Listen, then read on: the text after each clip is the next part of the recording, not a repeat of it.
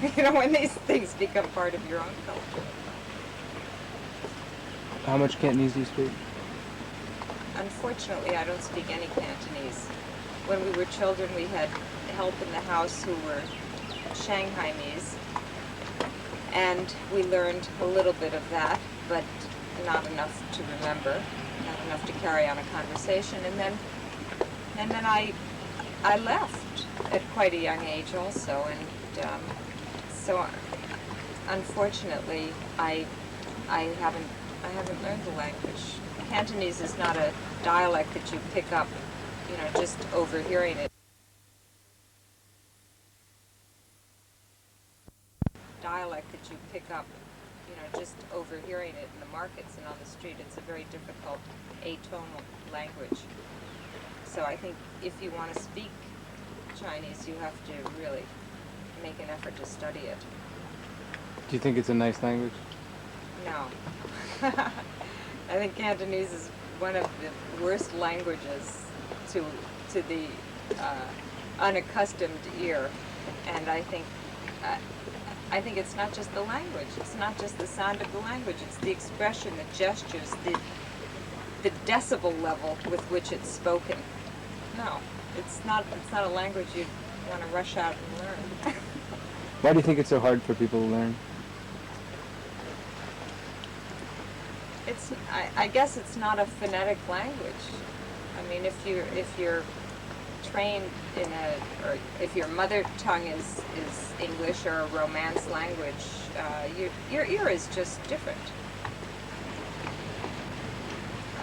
Do you have any idea how many tones there are, by the way? I'm not sure. 11, I think. Do you know? I think there are 11. That's my quest to someday find out. No one has the same answer. Move along. Most of your friends here, well, actually, I think we did this before, but let's again. Are most of your friends here Chinese or expatriates, Europeans, Americans? Well, we have a very eclectic group of friends. I do have a lot of Chinese friends, but and some of them are my very closest friends because they tend to stay here, whereas the expatriates come and go. And but no, we have friends from all different countries. I don't think that's even a distinction that we make ourselves. If you had to say something disparaging about most of the Americans here, other than obviously you're in a special case because you've lived your whole life here, basically, and the Americans, expatriates who come here, if you had to say something disparaging about them and maybe their situation, what would it be? If I had to say something disparaging about the expatriates, I could go on all day. At least till the tape runs out. Yeah, well, we used to have a nickname for them. We called them the 2-year tourists. And I think that there's still a remnant of the original ugly American in many people who come to live overseas. A lot of them, Hong Kong is it's a populous city, but it's a small place, and many of these people come from places, where they were anonymous, and all of a sudden he's got a big job and she's got a big house, and they become very social, and they become very important in their own minds, and who knows, maybe they are important, but I mean, they become that way in their minds, and so they become big fish in a small pond, and this can lead to all kinds of unattractive qualities coming out in people. And I don't want to say that this is a general rule, but yes, I've seen it. I think Hong Kong's not an easy place to come to as a stranger. It's very overcrowded. It's hard to find housing. It's expensive. It's a new culture, and it may not be as hospitable to newcomers as perhaps it was when there was a smaller foreign community. But I think once people get over these hurdles, they can either make the best of it or they can make the worst of it.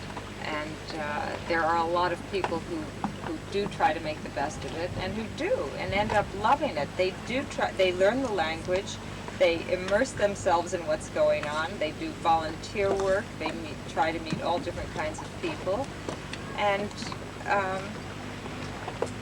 I think those are the people who eventually go home happy, having had a great experience. There are the other people we were talking about who, you know, sort of are overcome by the whole thing. And really, this was the point in my story in the Colony Club. This was the sort of thing we were talking about. They sort of create their own little world, and they try to get everybody else to fit in there, and it generally doesn't work. And I think they leave really none the richer for having lived in a place as special as this. If you were forced, I don't know, war broke out or something, if you were forced to move back to America full time, what would be your biggest fear about that? That would be a change in your life, do you think? Well, my biggest fear about going back to the States is essentially one of security. I find it very threatening to walk down a street in New York, even in San Francisco, to be accosted by homeless people.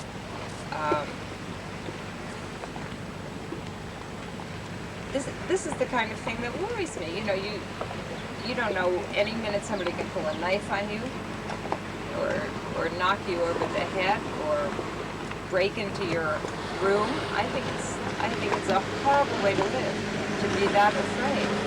The other things, you know, paying high taxes, you know, getting fat on junk food. All that kind of stuff, that doesn't bother me. That's just something you adjust to and you learn to live with. But I think that the crime and the drugs and this whole sordidness that seems to be a very pervasive aspect of American life is what frightens me the most. But things like Can you stay there? you had just told us about crime and, you know, the sordidness and that kind of thing. Are we on? And the thing I was going to ask you about is stuff like, especially the thing about your kids and that kind of work, things like AIDS and drugs and things that you've probably been... Oh, yes. Yes, AIDS, well, but this, I don't think AIDS is a problem particular to the States. AIDS is everywhere. We've had a few cases in Hong Kong. This is something that I worry about for my children, that I will worry about from now until they have a cure for it, wherever they are. That really doesn't put me off the States one iota. But you haven't been, say, or drugs, you haven't been, you know, secluded from that living in Hong Kong? No. The drugs is another thing. There's there have been instances here of expatriate children abusing drugs, and some who've even died of overdoses. And while the government does work very hard to control drug abuse here, I think it's a problem that exists everywhere. I don't think any country is immune to it. And but you know, these are almost moral issues. You can't protect your children from exposure to things like this. You know, you can't protect them from exposure to muggers either. You know, and you just have to hope, you know, that if something like that happens, they're going to be all right. With drugs, with drink, with AIDS, it's a matter of education, and you know, hoping that you've taught them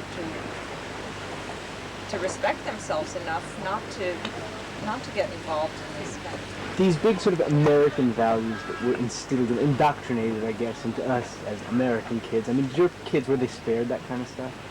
And is that you mean good like or bad? You've got to go to college? That kind of thing? I don't think my children have been spared anything that I wasn't spared, because, you know, we do end up very much with the same values that our parents had, I believe. And I guess that's why they're values. They're something that, you know, that goes on and on. The work ethic, thrift, you know, all of this kind of thing is something that we may not practice, but we do a lot of preaching about. Maybe that's very American, I don't know. Living in Hong Kong hasn't dissipated that. No, living in Hong Kong, of course, you know, you're struggling against a highly visible argument to the contrary. I mean, all around you are tremendous examples of greed and grasping and materialism and yuppieism, or whatever it is, you know, and the children, you know, they see that. I mean, they see what people have, not what people are. And so this is what you have to try to teach them, to look, you know, to look beyond this and you know, all the trite old aphorisms, all that glitters is not gold, because certainly that's true here. All that glitters is not gold. But yeah, this makes it a little hard in Hong Kong, because we seem to be saying one thing while we're doing another thing, and then we have trouble understanding why our kids, you know, can't take no for an answer when they want something. But that's, you know, that's one of the prices you pay for living like this. Have your kids been spoiled here, having help all the time, things like that? I don't think they're spoiled, because I think hopefully we've taught them to respect everybody, regardless of their station in life, and I think this extends to the people who make the beds and wash the dishes. I think they take a lot for granted. This is the way they grew up, and I really can't blame them for this. They haven't known any other way of life, and but I think there's a distinction between taking a lifestyle for granted and being spoiled by it. Sure. I think under other circumstances they would certainly rise to meet the challenge of, you know, cleaning their own rooms or cooking dinner or washing up, whatever. Or at least you hope so. Yeah, no, I know it. Mm. I mean, they, you know, I know. From the sublime. Do you find yourself eating a lot less Chinese food than you might have 25, 30 years ago, or since you've been here for long? Have you gone through that expatriate syndrome? No, we love Chinese food. We have it at every possible occasion. We're always looking for new Chinese restaurants. No, I think we've probably become more adventurous about it than we were. We're more familiar with it. Now we know really what we like, and you always make new discoveries. Chinese food is great. There's always something new. Do you eat the yucky stuff? Yeah, we eat all that yucky stuff. My husband's favorite thing are those black 1,000-year-old eggs, and we eat. Yeah, we eat just about anything. Well, I'll eat anything. I mean, and I'll eat at any place. No, I never have any stomach trouble. I can eat, you know, out of these Dai Pai Dong stalls. It doesn't bother me. I'm not at all squeamish. That's good. I remember you talking about learning some Shanghainese from the servants as a kid. Do you remember any Shanghainese? No. Not a word? No. Nothing I would say to you. Oh, and do you remember dirty words and things? Yeah. Really? Well, yeah, a few expressions. No. Oh, please. Nobody's telling us any Shanghai. These are so gross. Are they seriously that gross? Yeah. Not one I'm that's not like going to do it. You have my release, you know, you could just make a cut of this. Make a cut of that, nothing. Ruin my life. Should we wait something? What do you think of the weather in Hong Kong? The weather in Hong Kong is very humid.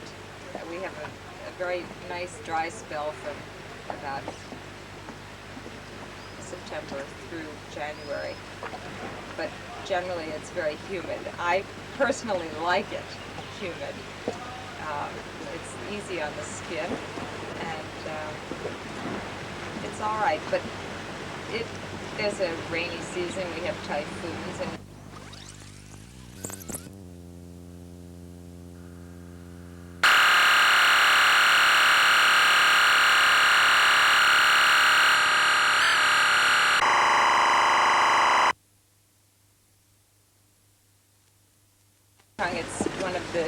activities that you can participate in where you really get out of the crowds and crowds of people and away from the city atmosphere.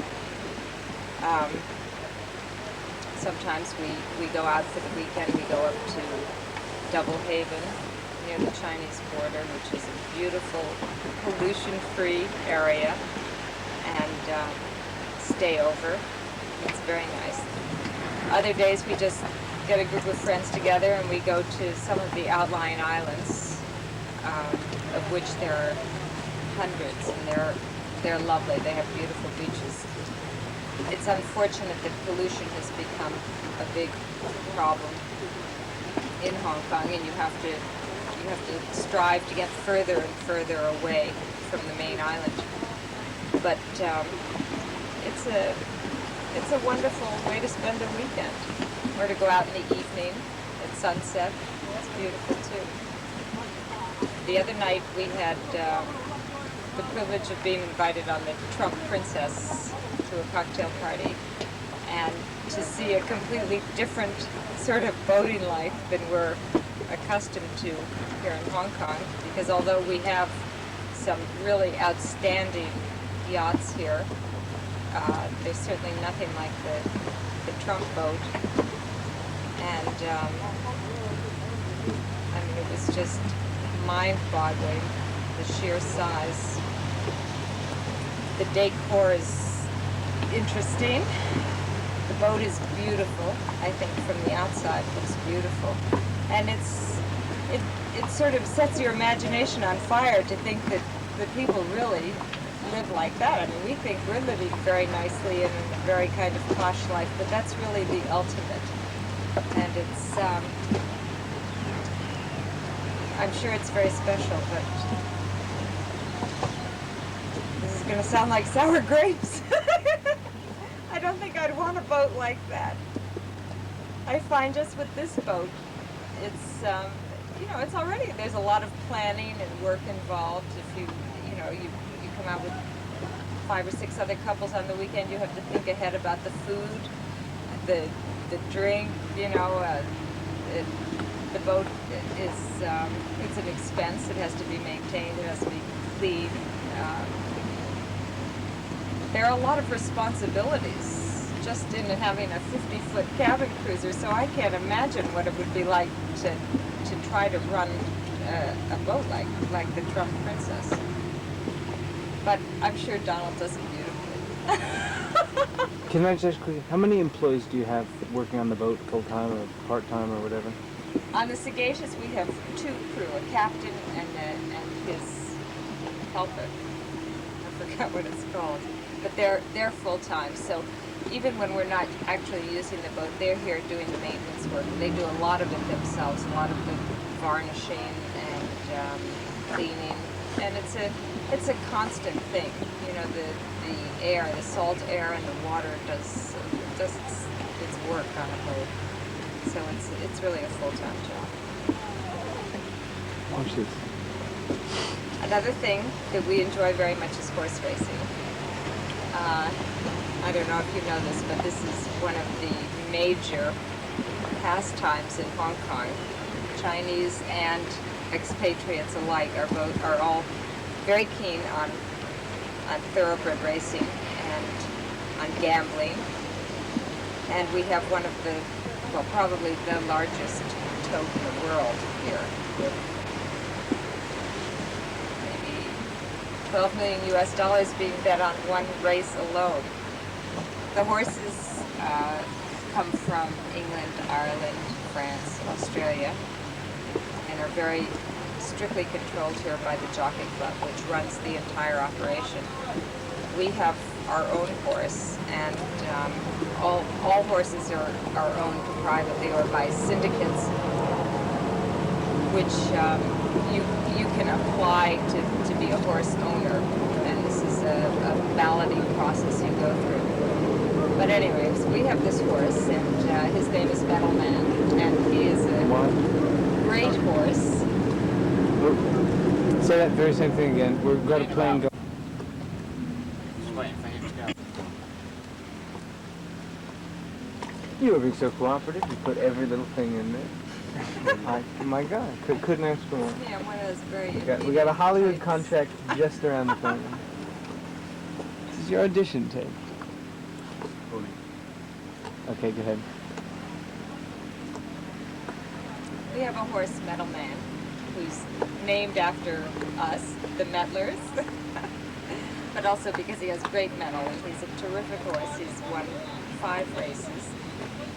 Now he's getting on a little bit because the horses here are only allowed to run until they're 10 years old. But anyway, this gives us a little extra interest in the horse racing, and we go quite frequently to the Saturday afternoon meetings, especially when the weather is cooler and we're not using the boat as much. And we go Wednesday evenings. We take visitors. They all seem to enjoy it, and it's a very exciting atmosphere. There are millions of people there, lots of shouting and screaming, and all different types. You know, coolies who come in and sit down in the stands, and very grand, you know, women with big hats on and large pearls. You know, so you get the whole spectrum of Hong Kong society at the races. Kind of a little microcosm of the whole thing. What do you wear when you go to the races? When I go to races, I get dressed up. I don't wear a hat, but I do wear a suit or a dress. If our horse is running, I make a little special effort because in the event that he wins, they take pictures. And so that's exciting. And it's funny because when you walk into the box at the races, you know, and your horse is running, people always look to see how you're dressed, and then they think, oh, she's really, you know, putting on the Ritz today. They're probably going to win. She probably knows something that we don't. So they all go and bet on the horse. It's wonderful. Did your parents, are they still alive? My mother is. My father passed away 8 years ago. Did they live the rest of their lives here, or? No, after my father died, my mother went back to live in Manhattan and made this decision because almost all of her friends had left Hong Kong. And I don't know if you've noticed this in your interviews, but Hong Kong does not have a really thriving older community. You know, once people reach retirement age, they rarely stay here because their acquaintances, which tend to be shrinking in any case, you know, are that much smaller in Hong Kong, and there's less certainly for a widow, a woman alone, to do here. You know, all of a sudden she's not part of the social scene or the business scene anymore. And anyway, she left because she had a lot of friends in New York and she enjoys it very much and has a lot to do there. My sister is there. So, unfortunately, my family I have a brother living in Hong Kong, but that's it. What about your sister? What's her life like? Well, my sister is a divorcee. She lives in Westport, Connecticut. She works part-time. She has 3 reasonably young children, still in elementary school. And on one level, she has a nice life. She has a beautiful house with a big garden, a swimming pool, and lives in a nice community. On another level, I think it's sort of a drudgery to be alone and to have small children and not have the help, and to have something of a financial struggle. But there are many, many people in that position in the States, I'm sure all over the world. And I guess, you know, she has a lot of friends. She has a life. And she goes out and she has good times and bad times like everyone else has. What's your biggest fear, you think? My biggest fear? You mean in the world? Well, I guess my biggest fear is of something happening to someone I love. That's the kind of thing that I worry about. I worry about my husband on planes or my children on planes or, you know, illness. That's all I worry about. Do you think you worry more or less being here than, say, your sister or somebody in America? I think living in Hong Kong you worry just as much as you would any place else, but perhaps you have to worry more often because I have more people flying back and forth. And so it's a more frequent thing. You know, my kids come home for Christmas, I track their flight home, I track their flight back, and then if they have a long weekend and they're going to visit my sister or a friend for the weekend, I have to think, you know, where are they and who's driving the car and, you know, all of these things. But this is just a mother's worry any place in the world, I think. It just... But it must be impossible to have motherly worries, you know, halfway across the world. Yeah, it's a little stressful. It's a little stressful, but what it always comes back to is I think I have great kids, and they're very self-reliant, and they're very intelligent, and I think at their ages, of 14 and 17, they've pretty much come to a point where, for the most part, they can look after themselves. How often do you go visit them in school? I go 3 or 4 times a year, yeah, to the States to visit them. We spend the summers together generally. But of course things are changing now. Everybody, you know, they're getting older and they have different interests. They always come home for Christmas. This is a tradition that we've established. We never go away for Christmas. We've decided that, you know, with all the uncertainties and the moving around that we do, you know, living here, that there had to be one holiday, come hell or high water, where we would all be together and we'd all be at home. Speaking of Christmas, what's happened to your Jewishness, living here, sort of away from a Jewish kind of community like you would have in New York? Oh. This isn't a good question because I never lived in a Jewish community. Really? In Westchester? Are your parents very Jewish? No. Do you feel Jewish here, or more or less so than you think you would back home? I feel Jewish. I mean, I have to examine my soul. I guess I do feel Jewish, but I don't observe any holidays. I never go to temple. I went when my father died. That was it. I'm not a member of the Jewish club. It's not that I'm, you know, discriminating or, you know, anything like that. It's just that religion is not something I care about. What do you think, what have you seen of the Jewish community here? I mean, do you know anything about them? No. No, there's a guy, I think we're not telling the truth here. At least you know they have a cemetery in Happy Valley. Yeah. Speaking of clubs, what clubs do you belong to? What clubs do I belong to? Well, we belong to the Aberdeen Marina Club, which is where we moor the boat. Checo Golf Club, which I should visit more often. The Jockey Club, the Royal Hong Kong Jockey Club. And then, you know, the American Club, of course, which is a social club. And a country club.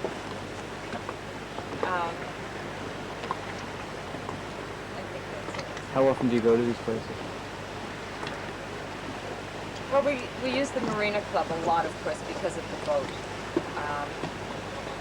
The American Club I use strictly as an eating club in Central. And the Jockey Club, of course, is where we go for racing, and they have wonderful restaurants too. So, you know, a couple times a month we're there. And what was the other one? Checo. Yes, Checo is a real bona fide golf club, and it's a beautiful place. But it's a long drive out there. It takes about an hour to get there, so I rarely go. And also, I'm a terrible golfer. But I'm going to get better. I'm going to practice.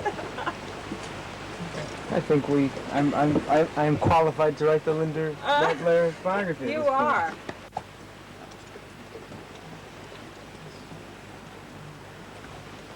A final shot, you should jump, skate the